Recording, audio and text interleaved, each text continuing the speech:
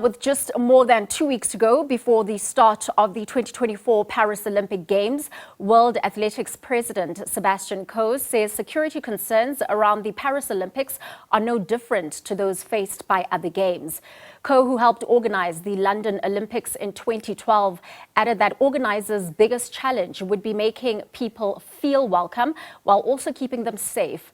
The Paris 2024 opening ceremony, set for July the 26th, will mark a Paris open door to millions of fans and thousands of athletes' loved ones after.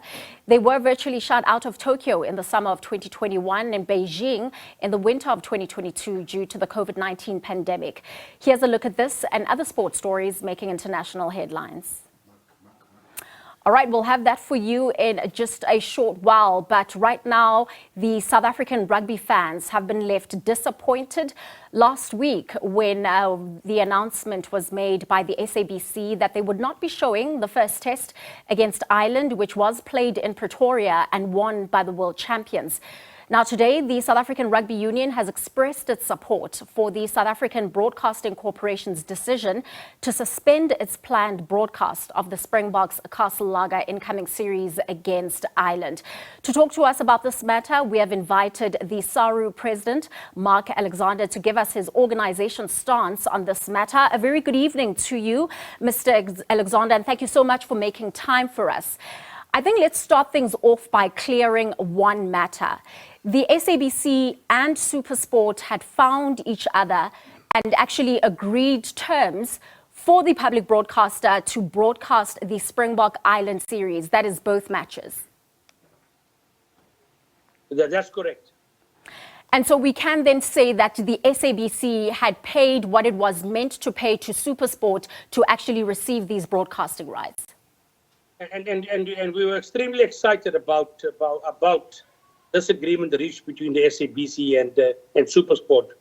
One of the things we always wanted was to have our games on the public broadcaster, and we were happy that they found each other and found agreement to do this. But then something else happened. Then we had e-media trying to access this broadcast for free, without contributing anything towards South African rugby. And one must understand that our rugby, we generate our money, 90% of our revenue generated by broadcast and sponsorships. And so now that the SABC decided to suspend it, we support the reasons why, because when the tribunal sat on this matter several months ago, we weren't called in to give any evidence or give our view on the matter. And I think it's opportunist for e-media to now try and access the games for free. Mr. Alexander, maybe you can just make the public understand why the 6-month competition tribunal order was made. How is it possible that e-media would have been granted an order to be able to broadcast the Springbok series on their platform, which is OpenView, without compensating SABC even a single cent? Yeah, they took the matter to the Competitions Commission, and the tribunal then ruled on the matter without getting any input from the sport itself, rugby. We weren't called to give evidence and give our view on the matter.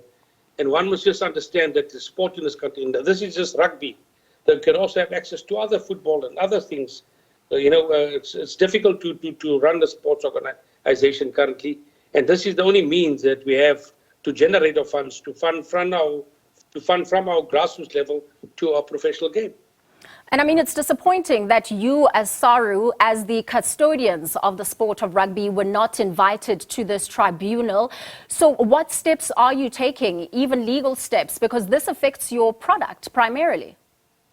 We certainly hope that when the case comes to court again, that we will be friends of the court and we can allow our views to be given as well. Okay, so now let's talk about this order. Is there any chance whatsoever that it can be reversed? Is it a permanent decision? What would be the next step? Is there a chance that the SABC could be in a position where it can broadcast these Springbok matches? I think there is the SABC and SuperSport have discussed it, and they've come to an agreement going forward. And we're excited about that because then at least our games will be broadcast on a public broadcaster and it'll be seen by all South Africans. But where they're private companies and private broadcasters, I think they have to go the route that every other broadcaster has to go and bid for these rights. And of course, we know how important the SABC is in making sure that, the sport is accessible, that young children and everyone across the country is able to view rugby. If you were to give us in monetary terms what you as SARU are losing out on when the SABC is unable to broadcast the Springbok series, what kind of figures are we looking at? What is the ballpark region here? Yeah, I can't put it to monetary value, but we're losing eyeballs and the children that we want to attract to the game. Sport is one thing. Sport is the only thing in this country that can unite people like nothing else can. And we want to use this vehicle of rugby and all other sports to be seen on the public broadcaster. The monetary value is not the main thing. It's about getting the sport accessible to all South Africans. And then the monetary part plays a very important role for us as we use the money that we generate from broadcast and sponsorship to fund our grassroots rugby all the way up till the Springboks. We don't have any other revenue streams. We don't we don't get grants and stuff to keep the lights on. This is what keeps the lights on for the sports in the country.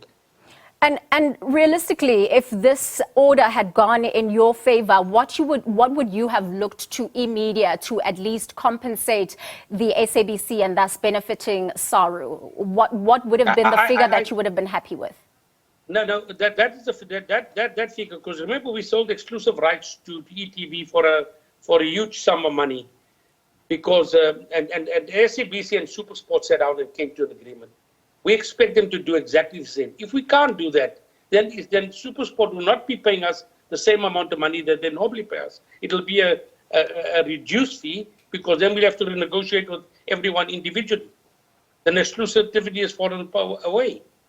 Sure. All right. SARU President there, Mark Alexander, thank you so much for making time for us. Rugby fans are disappointed. They will not be able to view the series on the SABC. And this after the 6-month competition tribunal order that says that e-media would be allowed to broadcast the Springbok series on the channel, which is OpenView, without having to pay the SABC any cent. But of course, we are going to make sure that we reach out to e-media to give them a right of reply.